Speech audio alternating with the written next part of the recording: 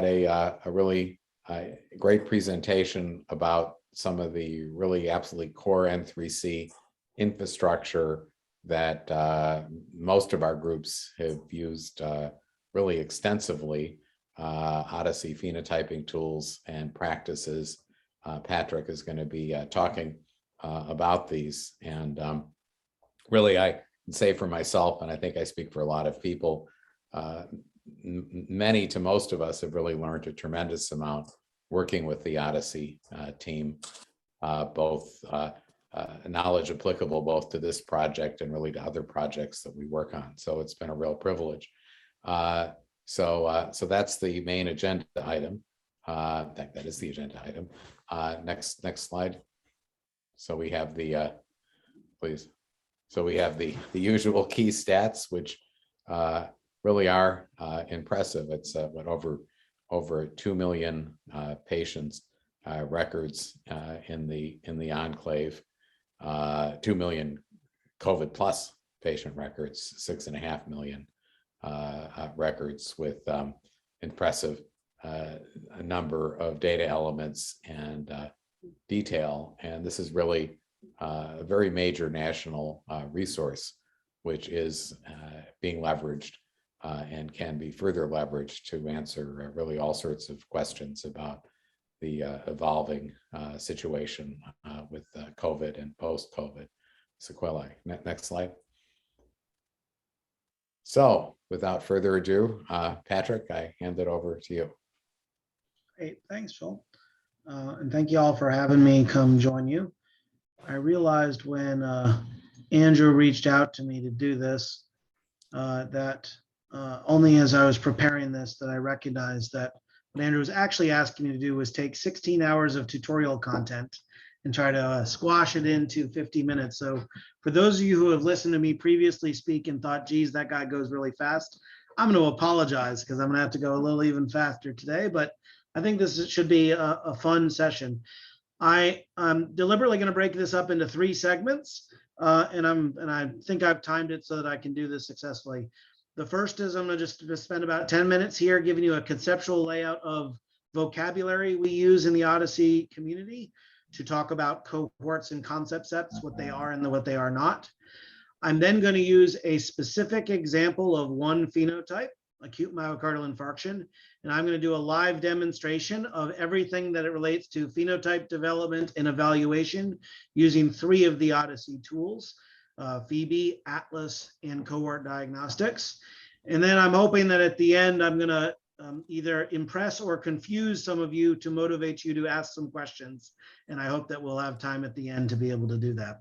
And I saw that you guys have a chat thing going on. So I'm going to do my best as possible as I'm going through this to be paying attention to the chat. And I've got that on the screen with my line of sight. So as you have questions, if I say anything that doesn't make any sense, please chime in and I'll try to respond as we go through here. All right, just quick, see Andrew or Joel, thumbs up, you can see my slides? Yep, good. All right, here we go. So we're doing phenotype practices and tools, and I'm gonna actually start by changing the word phenotype to the word cohort. And I wanna be precise about how in OHDSI we use the phrase cohort. A cohort is a set of persons who satisfy one or more inclusion criteria for a duration of time. And so we have a table in the OMOP Common Data Model that's called the Cohort Table, and that's a data structure that can actually hold cohorts. And inside of those, each record in that cohort table is what we refer to as a cohort era. It's a continuous period during which a person has satisfied a cohort's inclusion criteria. So a cohort definition is the specification for how to identify a cohort. So when we use the word phenotype throughout today, I'm going to try to be precise and say that I'm talking about a phenotype algorithm being a representation of an instantiation of a phenotype. And we're going to build those by creating cohort definitions using the OHDSI toolkit. Now, importantly, and one of my biggest pet peeves that I'll yell at you all about, a code set is not a cohort. And so while I know that there's a lot of interest in the community to talk about value sets and how we harmonize value sets or concept sets or code lists are very important pieces, but they are simply ingredients to make the final meal. And there's actually an essential component of having logic to how you use codes when creating criteria that is really embedded to the nature of what we talk about here as a cohort.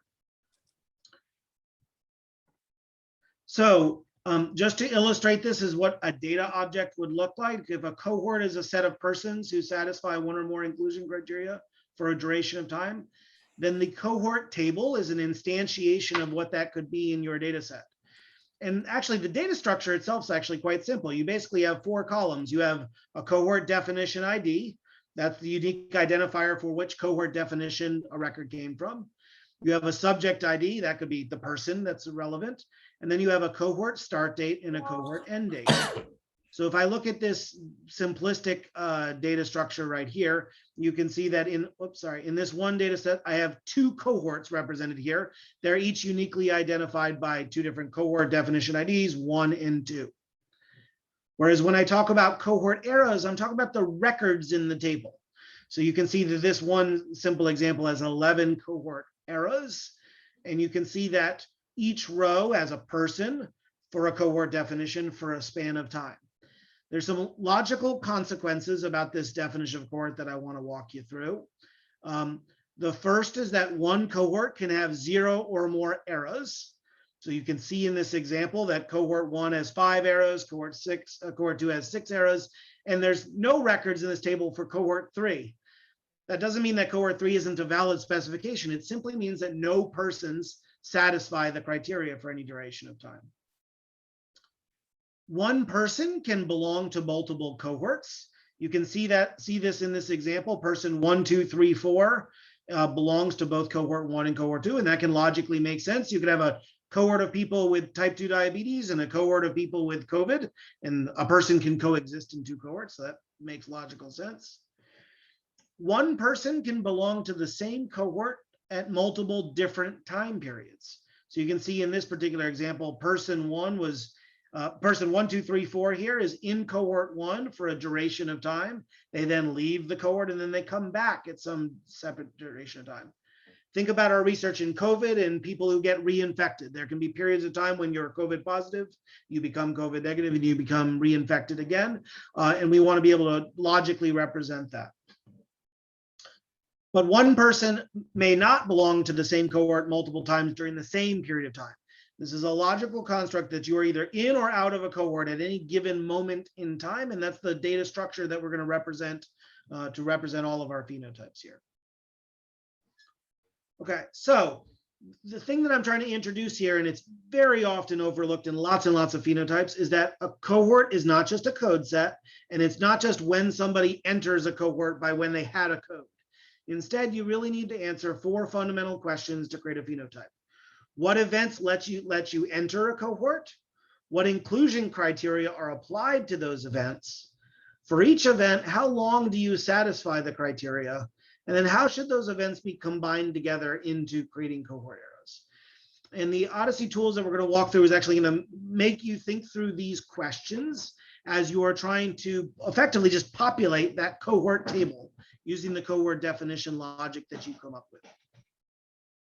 So there's one extra piece of vocabulary that I need to define here, and that's the idea of a concept set expression. So in OHDSI parlance, a concept set, it's a logical expression to represent a list of concepts in the OHDSI vocabularies.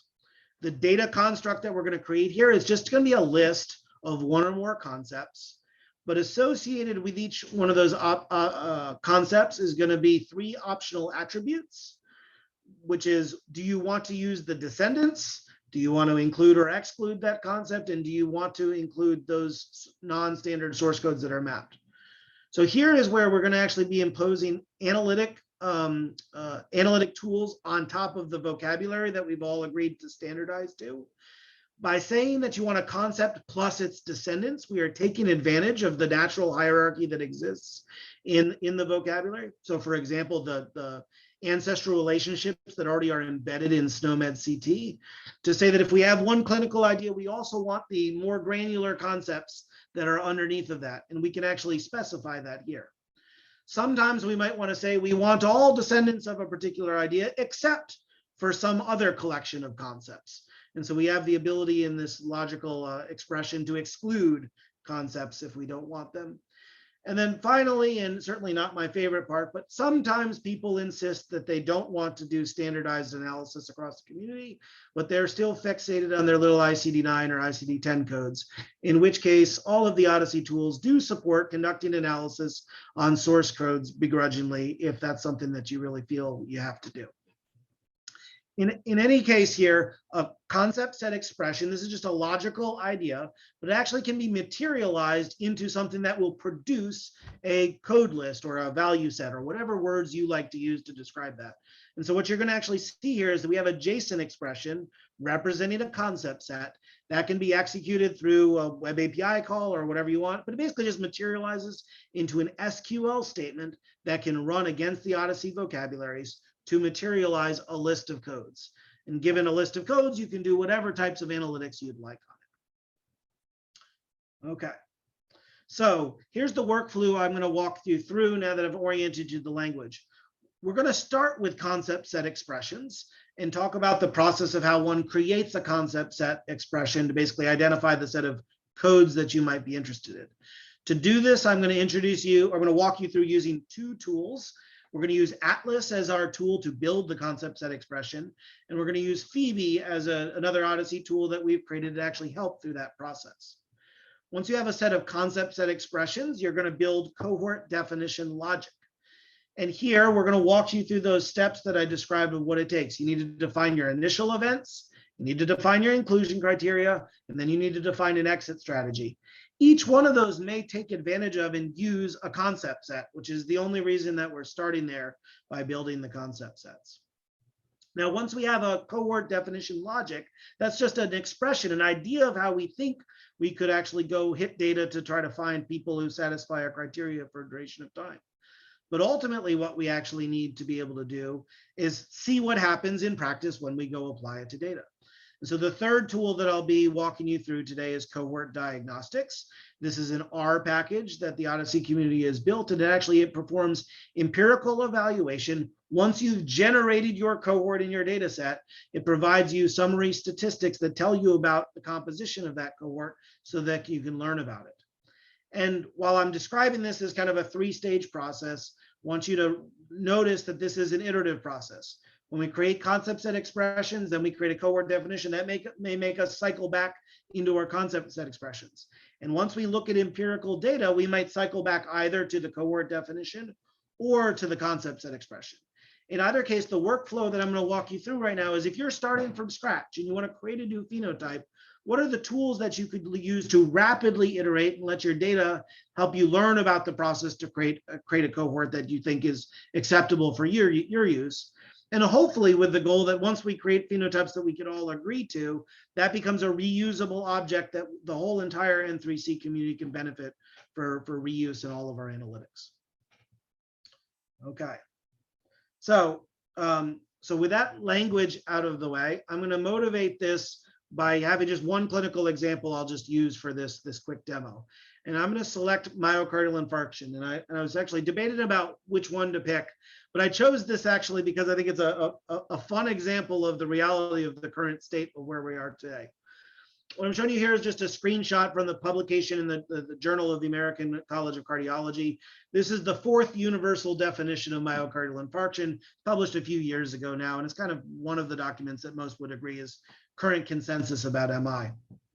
And in the document, it describes that the clinical criteria for MI denotes the presence of acute myocardial injury detected by an abnormal cardiac biomarker in the setting of evidence of acute myocardial ischemia. So that's the clinical idea that we are trying to model in our data. And they've got this nice figure that tries to describe that it can be a complex constellation of different types of indicators for myocardial injury and for myocardial ischemia. But ultimately, this idea that we're going to diagnose a person with an acute myocardial infarction is actually this constellation of clinical elements that are coming together. But what I really love about this document was actually this section 41 in the document that describes using the universal definition of myocardial infarction in the healthcare system. And what it describes is that arriving at a diagnosis of MI using the criteria set forth requires the integration of clinical findings, patterns of the ECG, laboratory data, observations from imaging procedures, and on occasion pathologic findings, all viewed in the context of a time horizon over which suspected events unfold. So think about where we are here in the N3C community, where we have all of this EHR data, and it's actually an opportunity to integrate all of this information together to try to make a definitive diagnosis. It goes on later to specifically say, use of the electronic medical record as an epidemiologic and research tool of the future is likely to require efforts to verify the accuracy of an acute MI diagnosis rather than just accepting a coded diagnosis used for administrative and billing purposes. And such an effort to create a computable phenotype for MI will require input from informaticians and experts in implementation science to translate the recommendations from this universal definition into routine practice for delivering documentation. They're pretty much screaming at us to figure out this problem and to come up with a definition that we could all kind of agree to. This was like a few years ago now. So what happened last month? Well, last month, our colleagues at the FDA drafted a protocol for how they're going to be evaluating the safety of COVID-19 vaccines using a constellation of administrative claims and electronic health record data. And one of their outcomes is indeed acute myocardial infarction. And in their protocol, they specify that they're going to look for acute myocardial infarction events in the inpatient setting. They're going to require that a new event is something that has a clean window of 365 days. And how are they going to go find those acute myocardial infarctions? By enumerating through a set of administrative diagnosis codes representing acute MI. Represented here in their appendix is a set of ICD-10 CM codes in the I-21 series, as well as the I-22 series. So here we have actually a motivating public health issue, whether or not the COVID-19 vaccines actually cause myocardial infarction. And so the first step is going to be, we have to create a cohort definition that is actually going to be able to go into the databases and find myocardial infarction events so that we can study them. And whether we use a code list like what FDA is suggesting, or whether we follow that universal definition and try to compile together and integrate information, our cohort definition needs to be some process that we can follow to basically see whether or not this is making sense. And so what I'm going to cut over to now is a live demonstration of how we can actually use all of these tools in practice to try to create this process. So what I'm going to do right now, that's kind of section one. I'm now going to jump into a live demo. I'm going to show you how we're going to build concept sets using Atlas and Phoebe.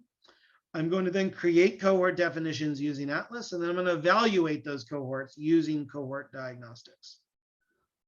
I have not seen anyone yet post any questions to the chat. So I'm going to just keep plowing on here. All right. Andrew, another thumbs up. You do see my browser. Yeah, good. All right. So first things first, we want to study heart attack. We got to have some place to start. If I'm not a trained medical professional, so I might just know the vernacular of heart attack, and I might be thinking, well, geez, I gotta know somewhere in this crazy vocabulary to study this. Phoebe is a tool developed in the OHDSI community, led by Anna Ostropolitz, who came up with a very clever way to use the OHDSI vocabulary as a way to be a recommender system. It can both recommend a starting point to think about a disease, and it can also recommend concepts that might be related to your disease of interest. And it basically has two very simple features. One is to recommend an initial concept, and the second is to recommend a concept set. I'm just going to start with the very basic thing. I'm interested in the condition of heart attack. And I'm just typing in Phoebe, and I'm asking to show a recommendation. And what Phoebe just did was it brought back a single item, which is saying, why don't you start your exploration of the OHDSI vocabulary here? And in this particular case, it has found us concept ID 43298547, which happens to be a SNOMED concept for myocardial infarction. And the other information that this is sharing with us is it's telling us that that concept across a selected set of data partners within the OHDSI community has occurred over 700,000 times in 14 different databases. But if I include that concept and its descendants, this has happened over 121 million times across this collection of OHDSI data partners in 22 different databases. So on the basis of us just typing in this string heart attack, Phoebe's recommended, hey, myocardial infarction might be the place you want to start your search. So I'm going to go ahead and just take this concept ID and I'm going to go into our second tool, Atlas. Atlas is our web-based application. You guys have now just installed it into your enclave. And so I'm going to walk through some of the features in Atlas that you can use to do some exploration. The first thing I'm going to do is go to search, and I'm just going to type in that concept ID and hit search. And when I do that, I am now searching this for this string 4329847, and it is going to identify any corresponding concepts in the OHDSI vocabulary that has that string. In this particular case, I've now searched for that ID, and we can see there's only one record in the OHDSI vocabulary that's represented there. It's myocardial infarction. It's a clinical finding in SNOMED. We can see that its record count is, in this particular instance of Atlas, is over 897,000 records. And its descendant record count, or DRC, is 123 million records. So if I want to create a concept set, it's literally as simple as just selecting the checkbox, and then I can see that I have a choice of how do I want to add this concept to my concept set. In this particular case, myocardial infarction sounds like a good winner, but I'm also intrigued by all of those records that are underneath of that. So I'm going to say to select this concept plus its descendants, and I'm going to add it to a new concept set.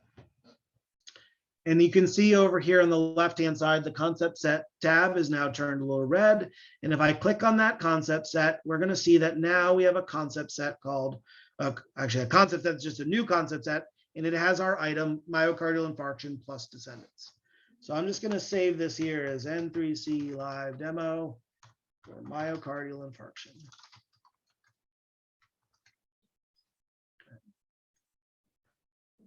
Now, I'm just going to go back to the search for just a second. You saw that I typed in the ID, myocardial infarction. I could have just as easily typed in any word. I could have typed the word myocardial infarction, in which case the vocabulary search would have been looking for any of the strings that contain myocardial infarction. But here you can see when I type for the word myocardial infarction, many different concepts come back, either because here's that record we had, myocardial infarction, or because myocardial infarction is embedded within the string of the vocabulary name. You can see that some of these records are blue, indicating that they are standard concepts. Some of them are red, indicating that they are non-standard concepts, the source codes that might exist. And you can see that there's a wide array of terms that could be used. In either case, if you're interested in searching the vocabulary, you can search on concept IDs, you can search on strings, you can search on source code that you might know off the top of your head. All of those are enabled by that search capability in Atlas. All right, so I'm going to go back to our concept set. You can see we've selected myocardial infarction plus descendants. And that's a pretty succinct expression right there. But actually, that one simple idea of myocardial infarction plus descendants actually manifests itself into 106 standard concepts. That means there's 106 different SNOMED concepts that belong to the hierarchy under myocardial infarction. If I click on this tab, I can actually go explore that full list of 106 concepts. And if I'm interested just to understand, well, what the heck's in there, I could just sort on my record counts here, and we can see what are the big hitters. Amongst those 106 concepts, which ones seem to be carrying most of the data? And I can do that either by searching, sorting on the record count. So looking at the verbatim amount of data that happens on top of each of these concepts. Or I can sort on the descendant record count so I can give an idea of this idea plus its descendants, how much data is underneath of there. And what we can see here is that there's a lot of records for myocardial infarction, but the record counts drop off pretty quickly. One of the very pragmatic strategies that you can think about in developing phenotypes is use the data to help you make important decisions. It matters a lot what decisions we make for this top 10 in the list. It matters a lot less what decisions we make down here. Because after all, these concepts, whether we include it in our set or not, they don't actually have any data, so they're not going to be pressing. But at the top of the list, if we go down, myocardial infarction, that sounds pretty good. Acute myocardial infarction, that sounds pretty good. The third record down here is old myocardial infarction. And this is just an antiquated, aspect that many of you probably are familiar with in our data, that for legacy reasons, we've got codes of status indicators of prior events. And if the FDA is doing a study to find new myocardial infarctions associated with COVID-19, they sure as heck don't want old MIs to be mucking up our story. So how would I choose to exclude this concept? Well, as simple as I can select the checkbox, I can scroll down to the bottom, and I can say, I would like to exclude old myocardial infarctions, and I probably want to exclude descendants of old myocardial infarctions too. I'm just going to click to add that to my concept set. And when I do that, I'm going to go back to our first tab, the concept set expression. You're going to see now that I've said select myocardial infarction and its descendants, but let's exclude old myocardial infarction and its descendants. Now, instead of seeing 106 included concepts, I now only have 100 concepts, meaning I've removed 6 concepts from the list by the basis of this exclusion. So maybe I'm a little bit happier now. Now I'm seeing that if I look at my descendant record count, I've got myocardial infarction, acute myocardial infarction, subendocardial myocardial infarction. The top of this list is looking pretty good. But remember, our colleagues at the FDA, they didn't give us a clinical idea, they just gave us a code list. So how do I know what codes are rolling up into these standards? Well, I can actually look in our included source codes tabs to explore all of the source vocabularies that might make up this standard definition. On the left-hand side, I can see all the different vocabularies that are actually rolling up into this one concept set expression. So for example, I could go back and look at ICD-9-CM, and I can see that there are 41 different source codes of ICD-9 codes. And if I sort them, we can see that they all basically fall within the code series of 410. And anybody who's read a whole bunch of epi studies, it's probably one of the few ICD-9 codes that seems like lots of people have memorized is, oh yeah, MI is 410 star. And you can see that in fact, we found all 41 codes of 410 star simply with this simple expression. But of course, all of those that you wasted your brain cells memorizing ICD-9 codes now have to lament because we're in an ICD-10 CM world. And so I can actually select that vocabulary instead. I'm sorted on source code. So now I can see that our standard representation now has the I-21 series, the I-22 series, and it also is pulling in a couple other I-23 codes. So this is pretty good because the ICD-9, the ICD-10 list that FDA had indeed had I-21 and had all these codes and had some I-22 codes. But if we're just looking at codes and people are fixated in the ICD-9 and ICD-10 world, you typically notice when you have a gap and you are missing a code. And in this bottom part, we can see here I-23 and I-23.8. There's probably some missing codes there. I may be curious about, geez, what am I missing? And there's multiple strategies to go think about how to go find what you're missing. One of the simple ones we could do is we could actually just go back to our search and say, I'm interested in the source codes I-23. And just by typing in the string I-23 dot, you'll see that all codes that contain that string are going to be showing up here on the screen. And indeed, by sorting on the record counts, we can see things like the source code I-23.6. That wasn't in our list, but the string for the ICD-10 code is thrombosis of atrium as current complication following acute myocardial infarction. So we got to make a choice right now, which is this part of the clinical idea we had in mind? It's saying that it's some sort of complication that's following an MI. If I'm looking to find MI events, I may choose that I want to have this, or I can make a clinical determination that that's not exactly what I want. Maybe somebody could have had this without having an MI, even though the code says explicitly that it's following an MI. That's a choice that you have to make as the clinical investigator to decide the code. Mechanically, what I want to just show you is how you can think about using Atlas as a tool to explore that space. You notice that this record is red. That means this is a non-standard code, and that's because ICD-10 isn't a standard vocabulary across all of our OHDSI data sources. By clicking on this one record, I'm able to see that it is indeed a non-standard code, but I can look for the related concepts. And I can see that this non-standard code maps to a standard concept in SNOMED, basic or of the same exact name. And so if I was interested in saying, you know what, that should be part of our list, I could just select this, add as a descendants, and add it to my concept set. And if I go back to my concept set, you'll now see that now instead of those 2 concepts, I've got 3 concepts.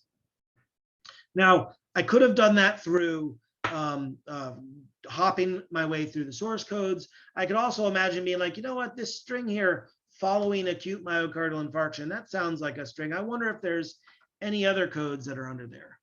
And by searching for this substring of following acute myocardial infarction, I can see lots of things lots of concepts come back. I could specifically filter those that are standard. And I can make choices. I could say, you know what, I already picked this thrombosis one, but maybe I like these other concepts because they all are also clinical ideas that are following myocardial infarction. And I can select multiple concepts here as I want to add them to the list. I can simply select them, select descendants, and add them to my concept set. I want to highlight that I just went through this exercise super quickly, and I'm now dealing with concepts that basically don't even appear in the data.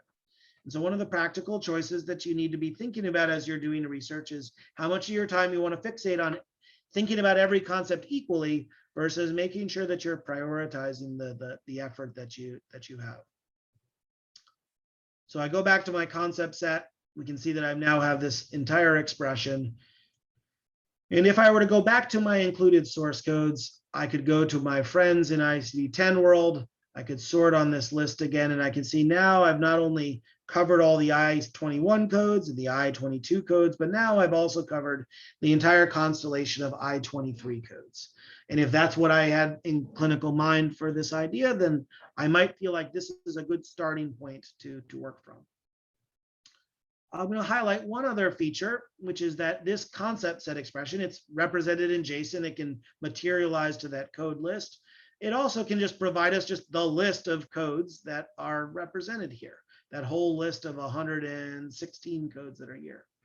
And I've just selected, scroll down, I've just copied this to my clipboard because I'm going to go back to Phoebe real quick. What Phoebe also provides is ability to make recommendations for your concept set. Given a concept set represented by a comma-separated list, Phoebe provides recommendations of things you might have missed either or that you consciously chose to exclude. And it does this through a combination of using the ontology in the OHDSI vocabulary, as well as a combination of lexical string searches using verbatim strings and synonyms that are available in the vocabulary. And what Phoebe actually provides you here is a list of, shows you all of the concepts that have been included, but also things that were not included that you might want to consider. For example, it identified, hey, you didn't include old myocardial infarction. Would you like to include that? It suggests that cardiac arrhythmia, that's a parent of one of the concepts we selected. So it's suggesting, hey, have you thought about that? Altogether, this is showing us 177 records. Each of these can be filtered down. I could look at, for example, what concepts were not included, but they're recommended by virtue of their standard name. So for example, this fourth one down here, post-myocardial infarction syndrome. This is a concept that was not under the hierarchy of myocardial infarction. Clinically, this might be an idea that was of interest because it's specifically a syndrome that immediately follows a verified myocardial infarction. If that was a concept that you wanted, then again, I could simply select this code, go back into Atlas, go to my search, go search for that concept, make a decision about whether or not this clinical idea was something I want to include, select the click the box, add it to my concept set, and away I go. Now I'm trying to just show you this is just to demonstrate the feature functionality. Ultimately, these clinical choices about what to include and what not to include, that ultimately rests with the researcher. But given that I've now created this concept set of myocardial infarction, I can just save that and include that in our concept set expression library for us to use in any subsequent steps. Still seeing no chat. So either you're totally following me or you're totally bored or you're overwhelmed. But somebody could just post in the chat just to say hi so that I know that someone's at least possibly listening. Now that thank you, Chris, well done. Now that I've shown you how to create a concept set expression, I'm going to dive into creating a cohort definition. So a cohort definition, to do that, I'm going to go over to the tab cohort definition. I'm going to click new cohort. And here I'm going to do our N3C live demo for, I'm going to follow what the FDA wanted to do, myocardial infarction events. And here you're going to notice that the interface is going to force you to make a series of choices. You're going to have to define cohort entry events, inclusion criteria, and an exit strategy. And so I'm going to walk through exactly how to build those. Before I do, I want to go back. Hannah asked a question, is there any reason you would include a concept without its descendants? So the answer to that question is, it depends on your clinical situation. Generally, I start with the premise that I do want to include descendants in pretty much all of the concepts I want. However, there are times, depending on the hierarchy and the vocabulary structure, that there's a descendant that really is different from the idea you have in mind. Just to provide like an extreme example of this, imagine that you wanted to say, give me all drug codes for a given ingredient, except for the times when that drug is used in a combination product. In which case you might say drug plus descendants, excluding particular concepts that are removed. There's also sometimes where a code has a lot of data loaded on it, but the clinical ideas below it aren't something that you want. So it does depend, but I'd say as a default perspective, the vocabulary using the hierarchy is an amazing way to gain knowledge that you might not have otherwise would have had. Okay, so I'm going to create this cohort definition. I'm going to start with the cohort entry events. Our entry event is going to be when someone experienced one of those codes for myocardial infarction. But to do that, I need to specify the domain in which the concept set is to be looked for. In this particular case, we're going to look for a condition occurrence. So this is going to the condition occurrence table in the OMOP CDM. And when I specify that I want to find a condition occurrence record, it's going to say, well, a condition of any condition. This is where I can import a concept set. By clicking on import concept set, it's made accessible to me all the concept sets that have already been saved. Here's that one we just created, myocardial infarction. So I select that concept set. Now I have basically, I'm saying, go find me condition occurrence records that contain a concept in the myocardial infarction list. I want to select all events. And based on the FDA specification, I'm going to restrict these initial events because I actually want to specify events that happen in a hospital setting. To do that, I'm going to add a criteria that says to use a visit. Our visit occurrence table would be where we would find that the visit particularly has an inpatient designation. To do that, I'm going to import another concept set. There's going to be a concept set for inpatient or inpatient ER visit.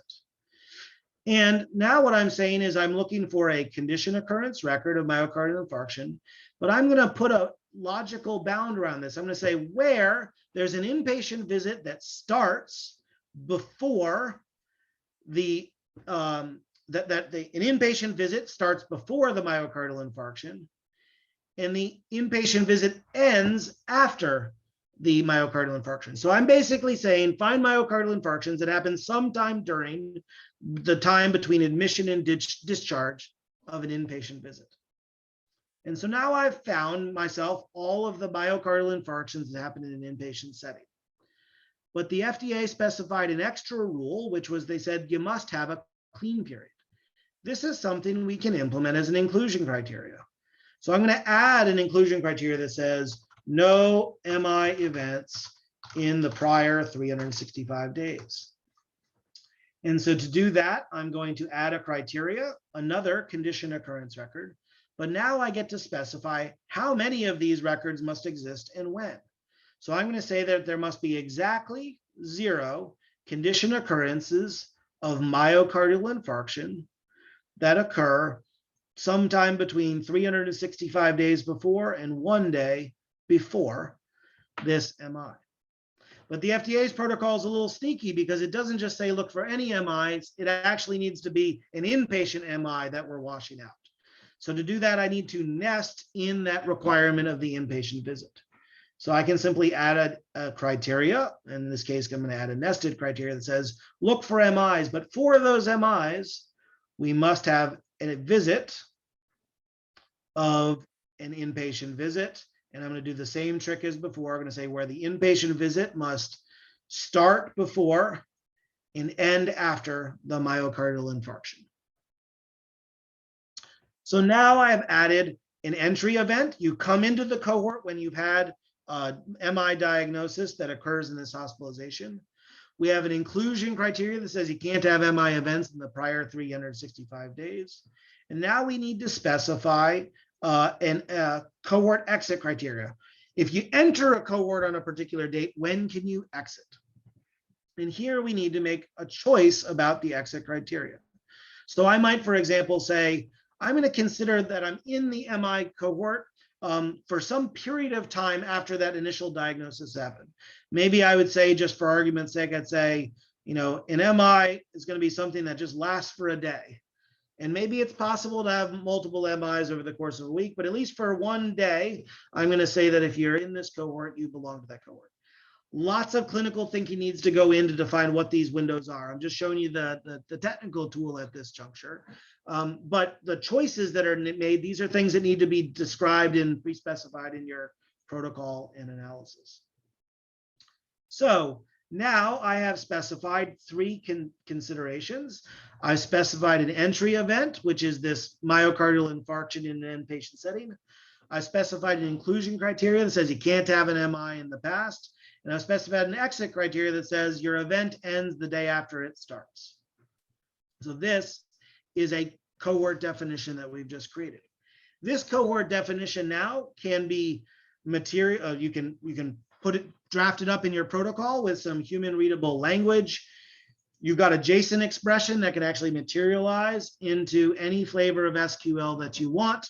And so this is now good to go, ready to put into an R package, ready to run.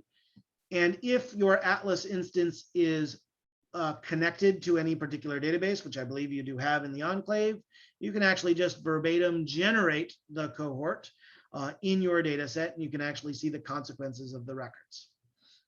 In this demo example I have, I'm not actually connected to any real data, but in my J&J environment, I'd be able to run this across any databases that I may have. So, showing you how to build a concept set. We've gone through that iterative process. I've just created a cohort, but I don't necessarily have any way to iterate on whether or not this is a good definition. And that's because I need data to understand whether or not this definition makes sense. So this is where I'm going to pivot over to using cohort diagnostics. Cohort diagnostics is an R package developed by the OHDSI community. And specifically what it takes as input is a set of cohort definitions. And what it allows for you to do is to execute those cohort definitions on one or more databases. And it produces a series of diagnostic tests, all shown in this menu to the left-hand side, of ways to slice and dice whether or not your cohort definition makes sense in the context of the data that you have. And so I'm going to walk you through what cohort diagnostics look like for a series of myocardial infarction definitions. Before I do that, Harold asked a question to expand on naming conventions. OHDSI have conventions for naming, like myocardial infarction acute for the MI. So Harold, no, we don't have specific conventions on naming. Atlas as a tool is just instantiated locally in whatever environment, whether it be a local institution or in the case of the N3C community. So we recommend that communities establish their own particular naming convention, but very purposely, the name that you give a cohort definition is not embedded to the object itself. So inside of Atlas, if you were to give me this, if I were to give you this JSON expression, the only thing that's actually embedded within there is the expression to make up the content, not actually the, oh, I'm sorry, Richard's saying, not everybody can see the questions. Okay, sorry, I'll make sure I repeat them. So,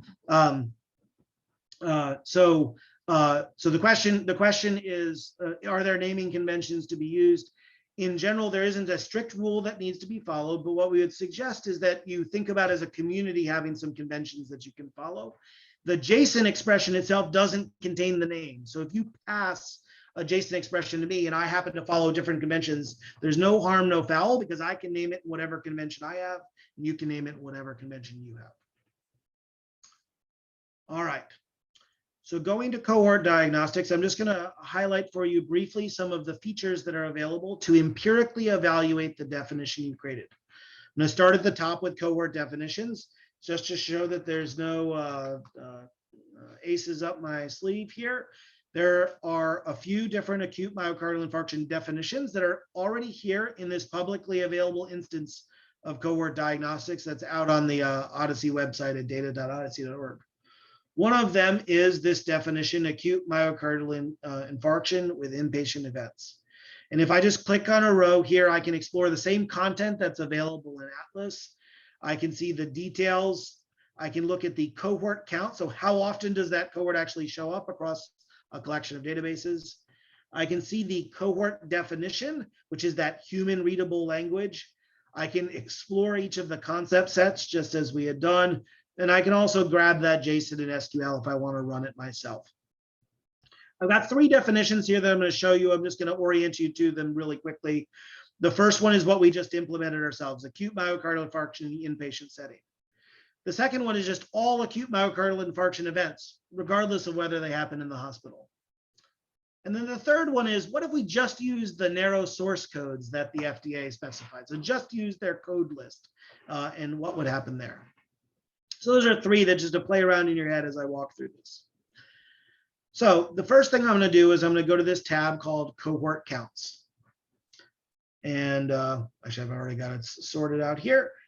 You can see that I've selected on the left-hand side a selection of databases that are available. These are, this is an ongoing study that OHDSI is doing. You can see a collection of databases from Australia, France, Germany, Japan, US claims and EHR data sets. I've selected a handful here.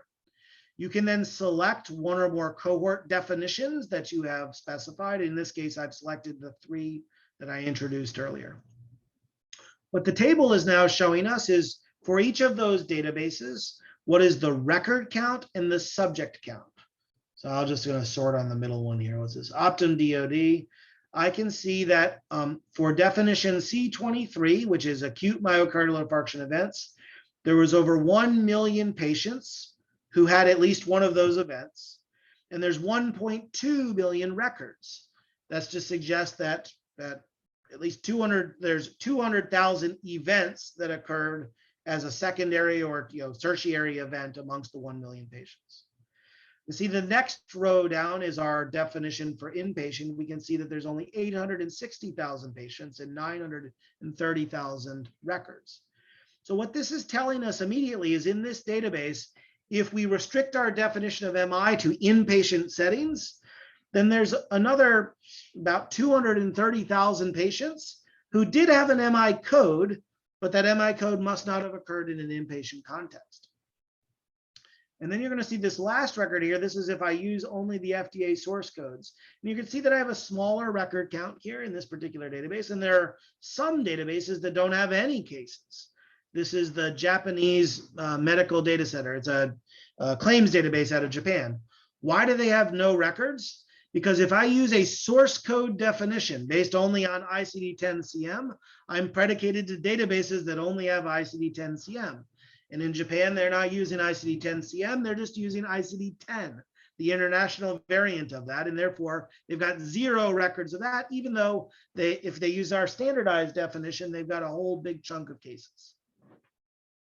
So already here, I can see that there is an impactful difference in using these different definitions. What else can I explore here? I'm going to go to incidence rate as a tool here. I don't actually even know what I picked here. I'm going to just pick one database just to make it easy to see. It doesn't really matter. Or maybe I'll pick a couple just for the fun of it. by selecting one or more databases and one or more definitions, what I'm now plotting is the incidence of events over time with the option to stratify things by age, by sex, and by calendar year. And just to make this picture a little bit prettier, I'm going to get rid of the extremely old people.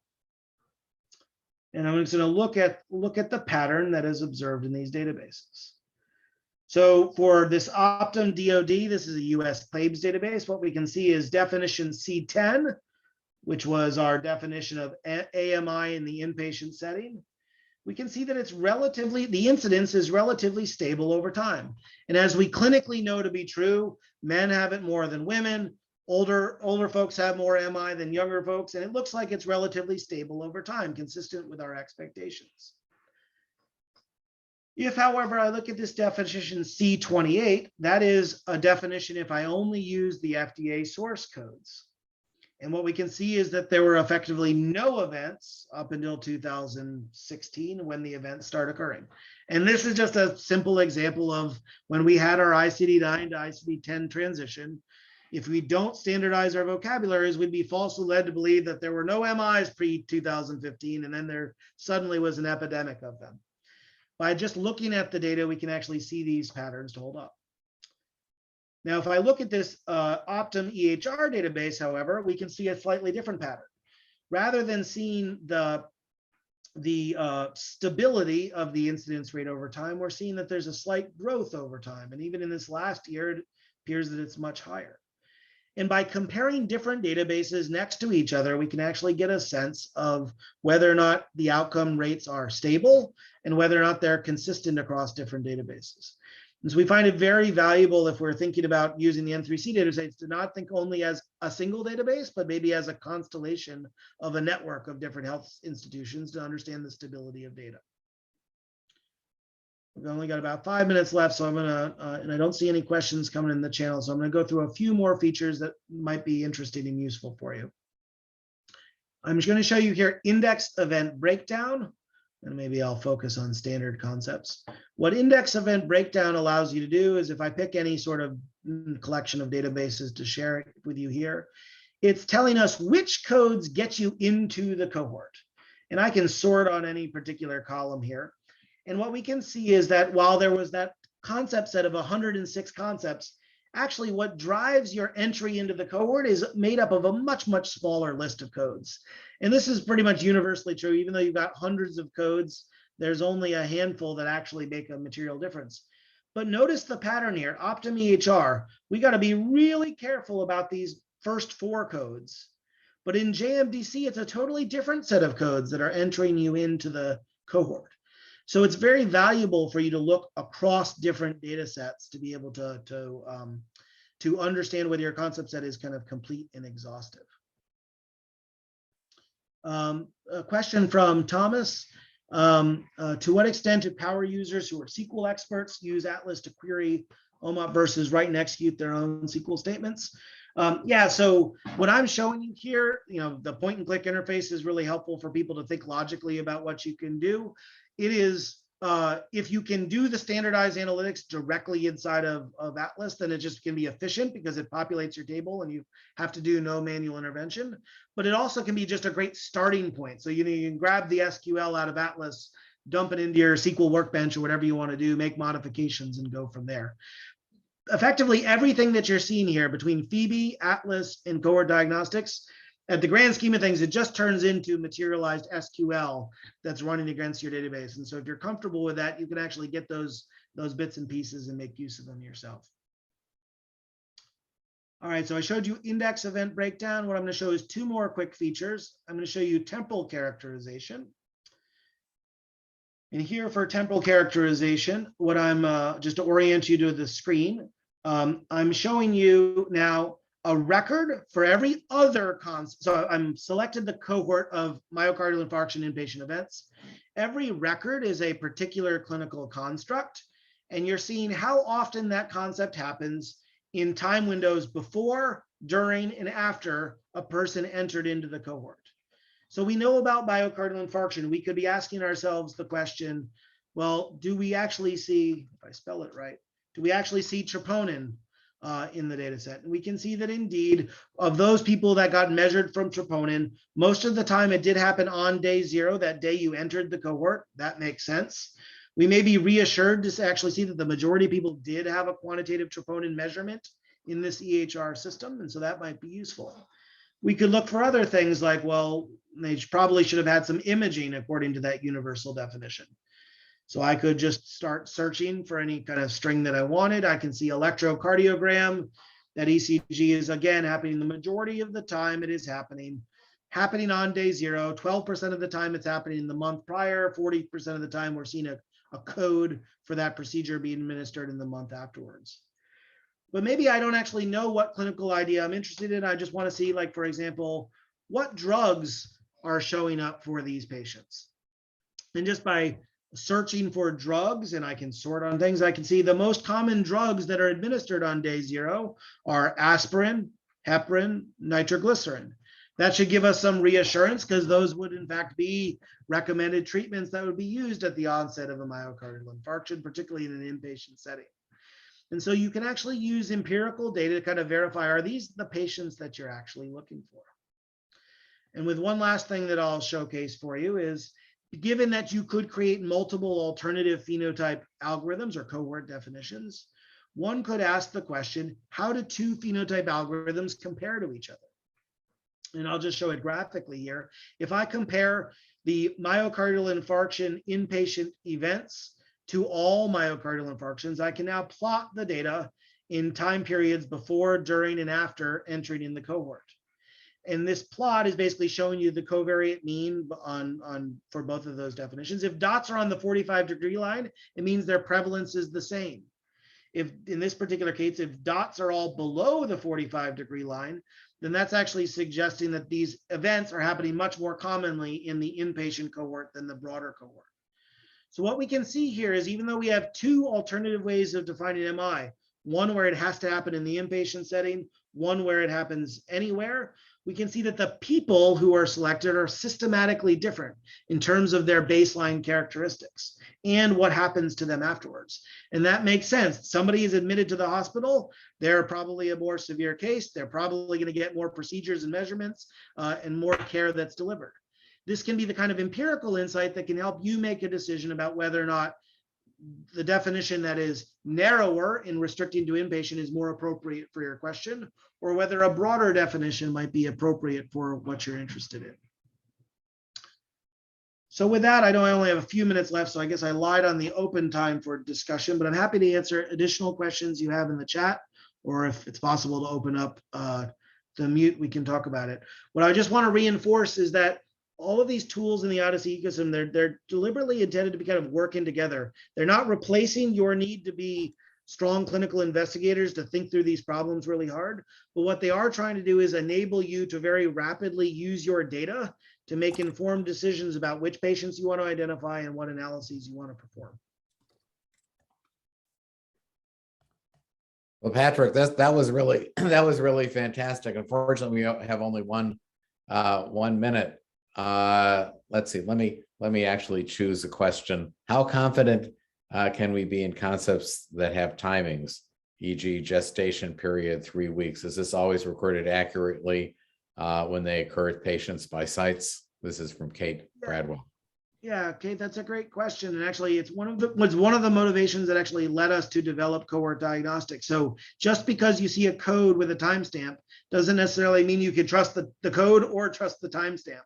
And so this idea that I just showed you of temporal characterization, one of the reasons we use this tool is actually to ask the question, if we think that a person had an MI on day 0, to what extent can the data tell us whether or not that date 0 is actually right? Or is there index date misspecification?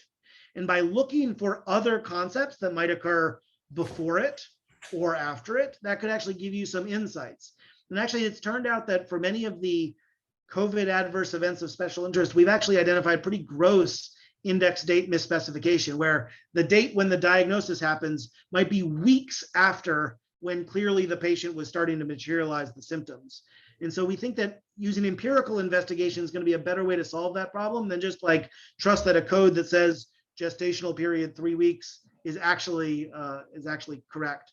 but we don't know the answer to which databases are appropriate or what the impact is in a given database unless we actually look through each of the data sets one by one. So Patrick, one of the things that I think is really exciting here, and a great presentation, but in particular, the cohort diagnostics, one of the things that we struggle with in linking imaging studies and COVID encounters in hospitalizations is just this sort of thing, because there are lots of different types of imaging studies. The PACS related flow of data is usually not all that well coupled to the clinical data. It can be joined for sure. And I'm very excited actually about exploring this tool, both at an institutional level, cohort diagnostics in particular, as well as potentially, all being well, we are able to, assuming we are able to move forward in the sort of grand scheme of linking TCIA and MIDRIC data with N3C data. I think this will be incredibly useful. So thanks. This is fantastic. We're 2 minutes over, so we should really probably wrap this up because we don't want to get a reputation for running over. People won't want to join. Right. So I want to thank you, and this was really extremely valuable. And thanks everybody, and we'll talk to you all soon. All right. Thanks everybody. Bye-bye. It's great, Patrick. Bye. Bye.